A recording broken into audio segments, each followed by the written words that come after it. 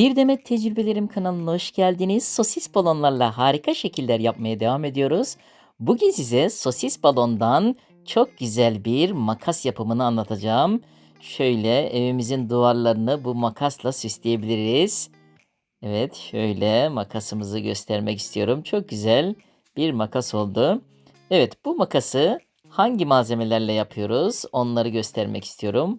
Makasımızı şöyle sol tarafa bırakalım şöyle. Evet, bu güzel makası. Yapımı zor değil, kolay. Evet, 2 tane sosis balondan yapıyoruz. 2 tane sarı sosis balonumuzu kullanacağız. Evet, bir tane şişirme aletimiz ve makasımız. Evet, şöyle makasımızı da diğer makasımızın yanına koyalım. Evet, yapımına hep birlikte başlayalım. Öncelikle sarı balonlarımızdan bir tanesini ucunda 4 parmak boşluk kalacak şekilde şişiriyorum. Evet, şişirdim. Şöyle bağlıyorum. Bağladım. Evet. Şöyle 4 parmak uzunluğu bir yerden katlıyorum. Evet, katladım. Ufak bir yuvarlak yapıyorum. Bu ufak yuvarlağı çekip çeviriyorum. Evet. Sonra bakın şöyle bir kavis aldırıyorum. Evet, şöyle kavis aldırdım. Oradan katladım. Şöyle ölçersek 4 4 8 parmak uzunluğuna 2 katına tekamül ediyor. Ve başlangıç yerini bu katladığımız yerle dolayarak sabitliyorum. Ufak bir yuvarlak daha yapıyorum. Bu ufak yuvarlağı çekip çeviriyorum. Evet, şöyle şu hale geldi bakın. Evet, çok güzel oldu. Makasımızın baş parmağımızı sokacağımız yer olacak burası. Evet, şöyle devam ediyorum. 4 parmak uzunluğu bir yerden yeniden katlıyorum.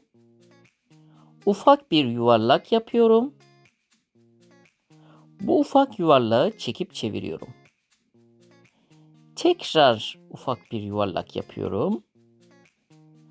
Bu ufak yuvarlağı da çekip çeviriyorum. Ve kalan kısmı buranın tam ortasına getiriyorum şu şekilde bakın. Evet. Makasımızın bir tarafını bu şekilde yapmış olduk. Evet, baş parmağımızın gireceği yer burası. Diğer sarı balonumuzu alıyoruz. Yine ucunda 4 parmak, 4-5 parmak boşluk kalacak şekilde sarı balonumuzu şişiriyorum. Şişirdik. Balonumu bağlıyorum. Bağladım. Bu sefer biraz daha uzun. Bakın şuradan 4 parmak yapmıştık. 4, 7 parmak uzunluğu bir yerden katladım. Yine ufak bir yuvarlak yapıyorum. Bu ufak yuvarlağı çekip çeviriyorum. Evet. Şimdi şöyle 8-10 parmak uzunluğu bir yerden şöyle katladım. Evet. 10 parmak uzunluğu. Şöyle 5, 10, 12 parmak uzunluğu yerden katladım. Başlangıç yeriyle bu katladığım yeri şöyle birleştiriyorum. Evet, birleştirdik. Sonra yeniden evet şöyle birleştirdik. Ufak bir yuvarlak yapıyorum. Bu ufak yuvarlağı yeniden çekip çeviriyorum. Evet, çevirdik. Şöyle oldu bakın. Ve diğerini alıyorum. Evet. Şu şekilde birleştireceğiz. 4 parmak uzunluğu bir yerden katlayıp bu katladığım yeri diğerinin şu ikili kısma boğum yerine dolayarak sabitliyorum. Ve şu uç kesimleri orta kısma getiriyorum bu şekilde. Evet, getirdik. Ve makasımızı tamamlamış olduk. Çok güzel bir makasımız oldu. Bu makasla çocuklarınızla oyun oynayabilirsiniz.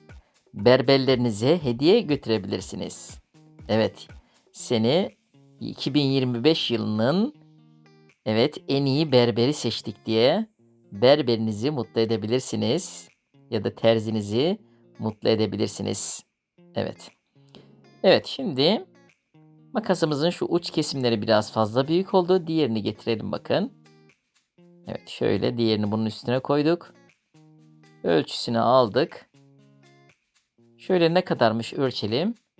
5, 10, 15 parmak uzunluğunda 10, 15 parmak uzunluğu yerden katladım.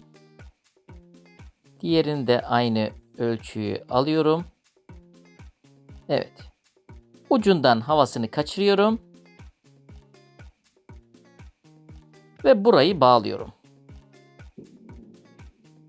Evet, bağladım. Diğerini de aynı şekilde aynı ölçüyü alıyorum. Buradan katladım. Ucundan yeniden makasla kesiyorum. Ve burayı da bağlıyorum. Evet, fazlalık yerleri de makasla kesip makasımızı tamamlıyoruz. Evet, altın makas hazır. Hediye edeceğimiz kişiler aranıyor. Evet, bu makasımızı berberlerimize yılın berberi seçildin diye çok güzel bir hediye verebiliriz. Ya da terzimize yılın terzisi seçildin diye hediye edebiliriz.